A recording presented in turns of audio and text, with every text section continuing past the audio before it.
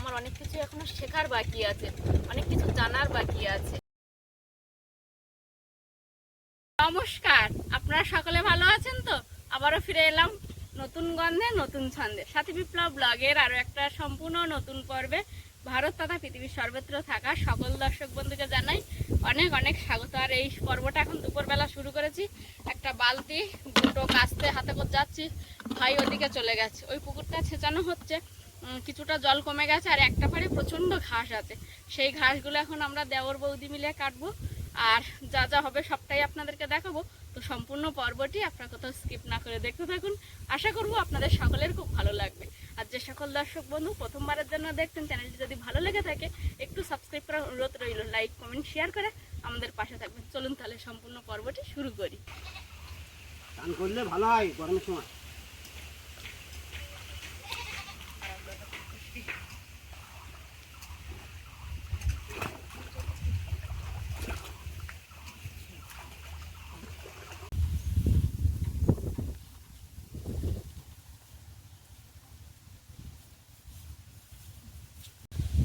আমার বাড়ি থেকে আসতে একটু লেট হয়ে গেছে, আমি এসে দেখছি ভাই কাজ শুরু করে দিয়েছে।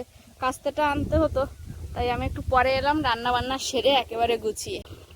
ভাই এই ঘাসের আপনার দিক থেকে নিয়ে আসলো, আর ওর নিচ থেকে মানে জলের মতো আছে ওখান থেকে দিচ্ছে, আর আমি উপরে তুলে নিচ্ছি। এখানটা রাখবো না, আর উপরে তুলে দেবো।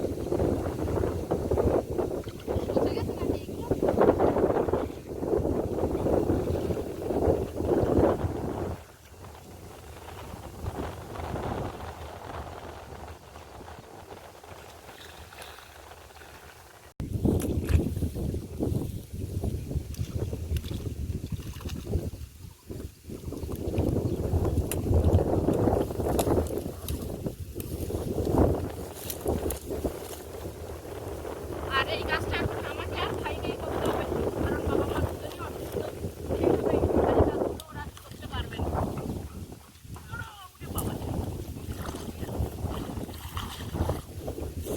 এই কাঠগুলো অতটাও ভারী না, তবে অনেকটা বড় তো, যে কারণে আমি সামনে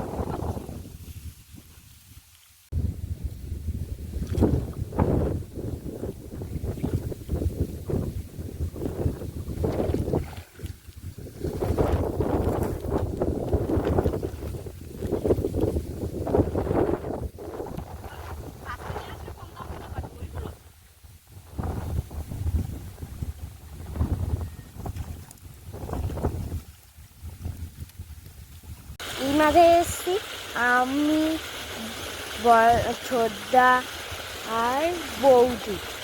এইখানে এসে আর তোমাদেরকে এই যে পুকুরের থেকে জলটা নিচ্ছে এই ড্রেনে ফেলে দিচ্ছি।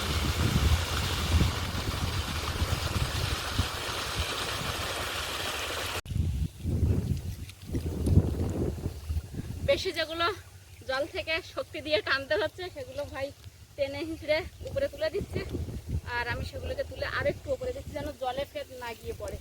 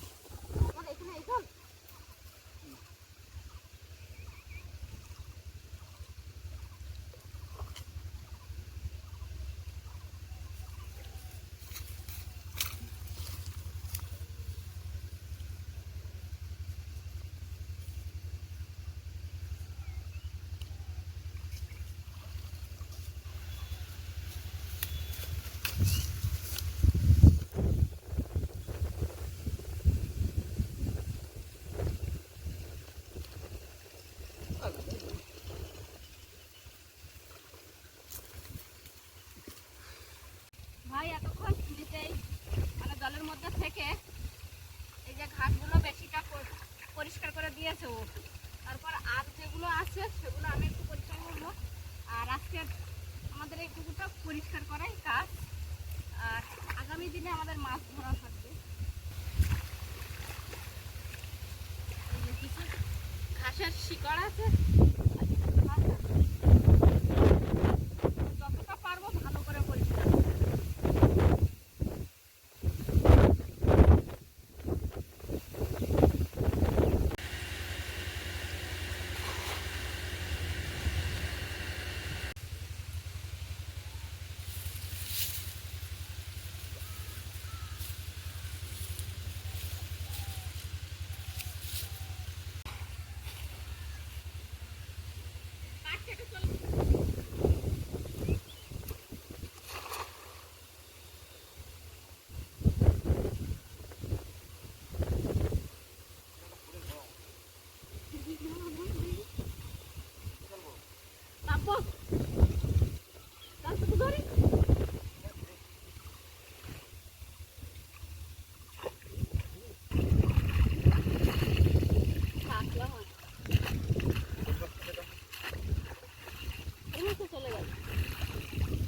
চলে গেল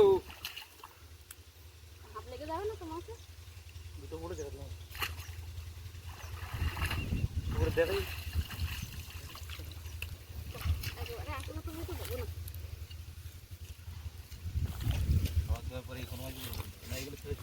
এগুলো একদম ধানি একটা একটা ছেড়েছিল। এগুলো খাওয়া দাওয়ার পর বেরোচ্ছে। হ্যাঁ, তাছাড়া এই পোনা এরকম সাইজের পোনা এখানে ছাড়া হয়নি তো। এই পোনা মাছ দুবারে ছাড়াতে, হ্যাঁ দুবারে ছাড়াতে না না, একবারই ছাড়া হয়েছিল রুই মাছ। ছোট ছোট বড় হয়েছে সব রুই মাছ ছাড়া ছিল পোনা মাছের মধ্যে। আর কোনো মাছ, আর একবার কাতলা মাছ ছাড়া হয়েছিল। মানে এই দুটোই মাছ মেনলি এখানে ছাড়া ছিল। আর ওই যে মোচা চিংড়ি।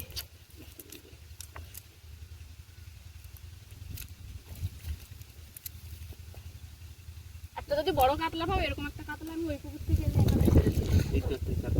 না, এরকম সাইজের ছিল তখন, সেটা অনেক আগে। এরকম সময় ছিপ ফেলে তোমাকে বলতাম না মাছ পেতাম, সেই সময়কার কথা বলছি। এই কাতলাগুলো আর এক বছর রেখে দিলে 4 কিলো রাখবো তো আমরা।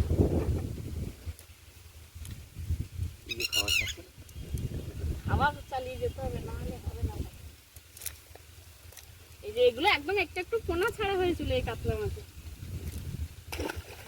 আর এই পোনার মধ্যে তুমি সব রুই মাছ দেখেছো তো? অন্য কোনো মাছ কি দেখেছো? সব রুই মাছ ছাড়া ছিল। 4 কেজি না 5 কেজি রুই মাছ ছিল।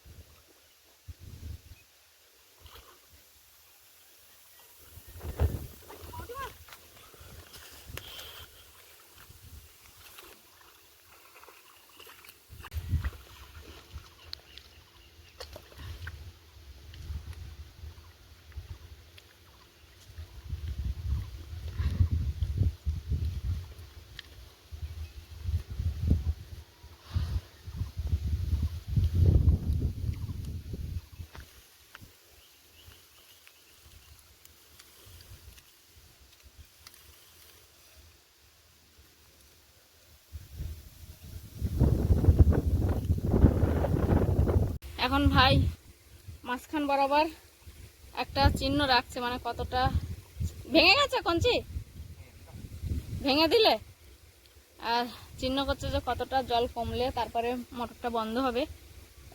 এরকমই জন্যই তো চিহ্নটা করছো না? ওই কঞ্চিটা দেখা গেলে মোটর বন্ধ করে দেবে। তো সেই মতো চিহ্ন করেছে। আর এখানে জাল ফেলছিল, একরকম মাছ দেখছিল, আর একটা হচ্ছে যেটা কিছু কুচি পালা যদি থাকে সেগুলো যেন জালে জড়িয়ে উঠে আসে। আর সে কারণে দুটো জাল নিয়ে এসেছিলো, একটা জাল ওর মাথায় আমি ছাড়িয়ে রেখে এসেছি, আর একটা জাল এখানে ছাড়াচ্ছি।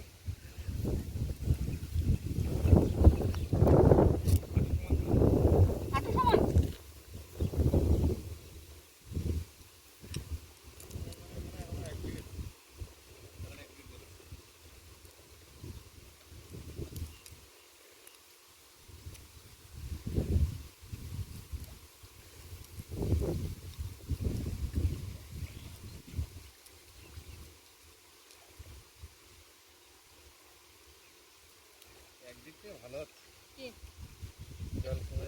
জলটা চেঞ্জের প্রয়োজন ছিল।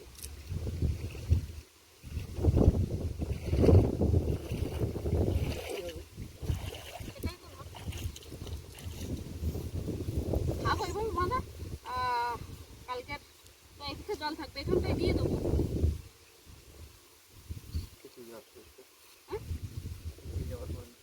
হ্যাঁ, পুকুরে এসেছিলাম, কিছু ঘাস পরিষ্কার করলাম, সঙ্গে ভাই জাল ফেললো, কচি পালা যেগুলো আর মিলিয়ে এই যে জল এনে দিয়েছিল, জল টল খেয়ে এখন অনেকক্ষণ কাজ করেছি। এবার বাড়ির দিকে যাবো আস্তে আস্তে।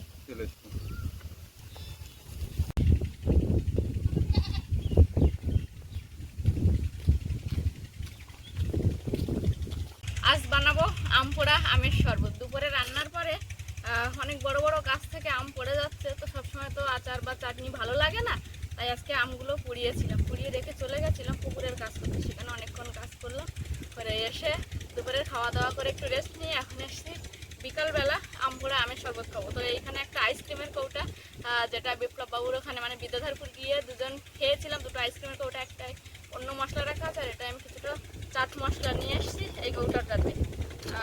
উনানে আম পুড়িয়েছিলাম, সেই আম, একটা পাতি লেবু, আর এখানে কিছু হচ্ছে ব্ল্যাক সল্ট আছে, আর চিনি, চামচ, ছেঙ্গনি, আর এদিকে একটা ছুরি নিয়ে এসেছি।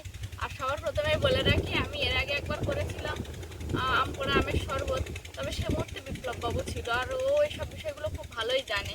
আর যদি কোনো ভুল হয়ে থাকে অবশ্যই আপনারা কমেন্টের মাধ্যমে জানাবেন যে সাথে এটা করলে আরও ভালো হতো, কারণ আমি জানি না, একবার করেছি তো ভুলেই গেছি, তবু আজকে আবার করব।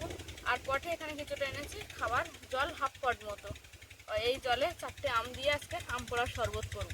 কি সুন্দর হাওয়া হচ্ছে, আর পোলট্রির ফার্মে বসেই আর শরবতটা করব। এখানে প্রথমেই আমি কিছুটা পরিমাণে চিনি জলের মধ্যে দিয়ে রাখবো,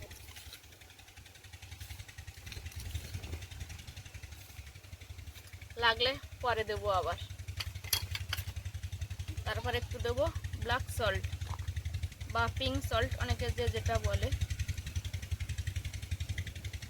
এইগুলো বিপ্লববাবু পাঠিয়েছিল, আমি বায়না করেছিলাম বলে বাচ্চারা বারবার আবদার করছিল। এবার ওরা তো এখন সন্ন্যাস হয়ে গেছে, আসছে না, তো আমি ভাবলাম একবার নিজে বাড়ি একটু করে দেখি মনে আছে কিনা। জিনিসটা মনে রাখার জন্যই আজকের করছি। আর যদি একটাই কথা ভুল হয়ে গেলে অবশ্যই কমেন্টের মাধ্যমে আপনারা জানাবেন, কারণ আমি আপনাদের থেকে অনেক ছোট, আমার অনেক কিছু এখনো শেখার বাকি আছে, অনেক কিছু জানার বাকি আছে। এটা এভাবে মুখ বন্ধ করে আপাতত রেখে দেবো, দিয়ে আমের খোসাগুলো ভালো করে ছাড়িয়ে নেবো। এই যে উনানে পুড়িয়েছি, কিছুটা পোড়া পোড়া হয়েছে, আর এর গন্ধটাই আলাদা লাগে তখন উনানে পোড়ালে। পাশে আমি একটা এমনি হাত ধোয়ার জন্য জল এনেছি।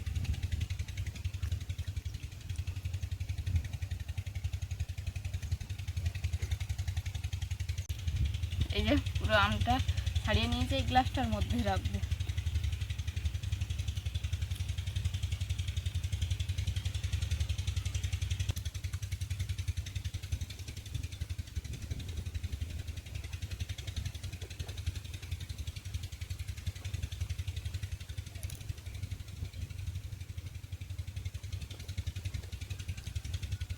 আমগুলো ছাড়িয়ে গ্লাসের মধ্যে রেখেছিলাম, আর যেহেতু এগুলো ছোট, এখনো বড় হয়নি, মানে আটি তৈরি হয়নি, তবে ভেতরের যে দানা এটা তৈরি হয়েছে এটা ফেলে দেবো, দিয়ে শুধু শ্বাসটুকানি আমি নেব। দানাগুলো ফেলে দিয়েছি, এবার এই যে আমের শাঁস এটাকে জলের মধ্যে দেব। এবার চিনি, তারপরে ব্ল্যাক সল্ট আর আমের যে শাঁসটা বার করলাম আম পোড়ানোর পরে, সেই তিনটে মিশ্রণকে একসঙ্গে নিয়ে জলের সঙ্গে ভালো করে ঘাঁটবো। এর মধ্যে দেব একটা লেবুর অর্ধেক অংশ, এই যে দুভাগ করে নিয়েছি। নেওয়ার পরে দানাটাগুলো ফেলে দেবো, এর মধ্যে যে দানা থাকে রসটাকে এই জলের মধ্যে দেবো।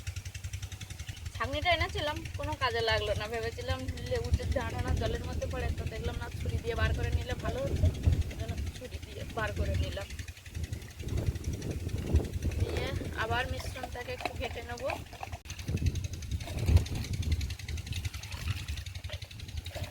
চিনি দিয়ে সমস্ত মিশ্রণটাকে ভালো করে মিশিয়ে নিলাম। নেওয়ার পর এবার দিয়ে দেবো চাট মশলা, দিয়ে আবার একটু ভালো করে মিশিয়ে নেব।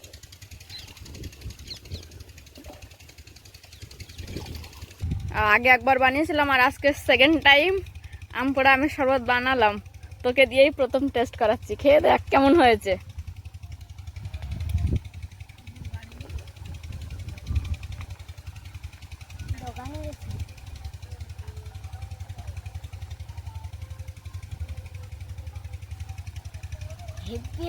হেভি হয়েছে, ঠিক আছে। প্রথমে মিলি খেয়েছে, খেয়ে মিলির বৌদির প্রশংসায় পঞ্চমুখ। এখন আমি খেয়ে দেখি, আমি একটু টেস্টটা যদি কোথাও ভুল হয় বুঝতে পারবো না, কারণ অনেকদিন আগে খেয়েছি বা বানিয়েছি তো মনে নেই ঠিক।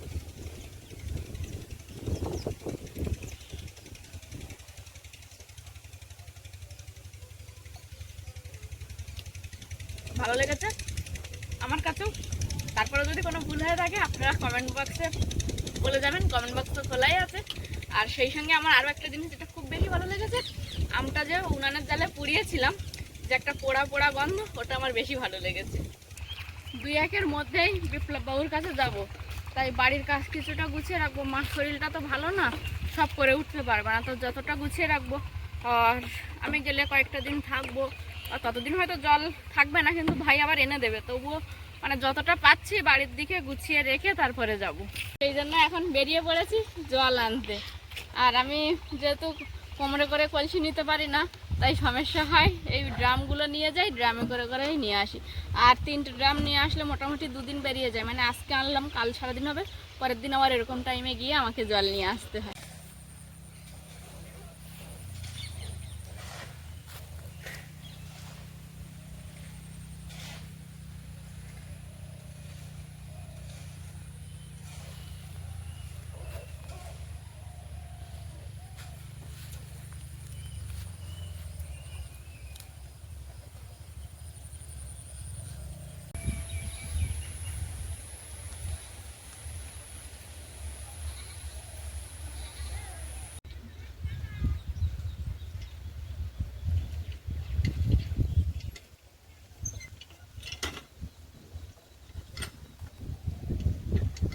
কলে জল নিতে এসেছিলাম, তার মধ্যে দেখলাম খালে হাওয়ার তালে তালে খুব সুন্দর ঢেউ আছে, সেটা একটু দেখালাম।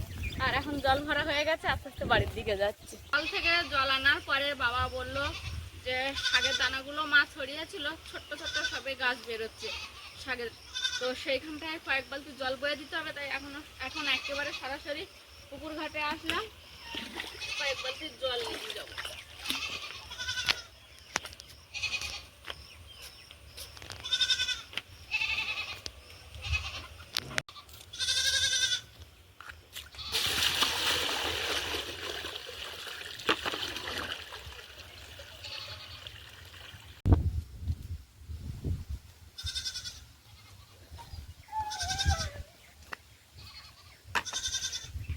এই যে শাকের দানা ছড়িয়ে দিয়েছিল, এখন গাছ বেরোতে শুরু করে দিয়েছে, তাই একটু জল দেওয়া হবে এই বাগানে। যে কারণে আমি ওখানে ওই যে 1 গামলি আর এদিকে 1 বালতির একটু কম জল বয়ে দিলাম।